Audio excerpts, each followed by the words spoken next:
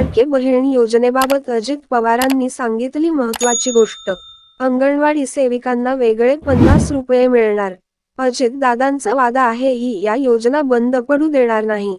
पण आगामी विधानसभा निवडणुकीत महायुतीच्याच उमेदवारांना तुम्हाला निवडून आणावं लागेल, असे अजित पवार म्हणाले. लाडके बहीण योजनेबाबत अजित पवारांनी सांगितली महत्त्वाची गोष्ट. अंगणवाडी सेविकांना वेगळे 50 रुपये मिळणार.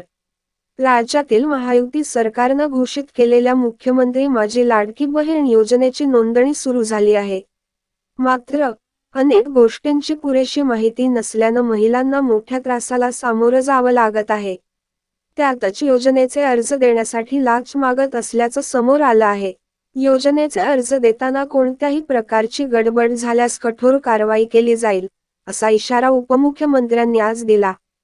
तसेच फॉर्म भरून घेण्यासाठी आम्ही त्यांना 50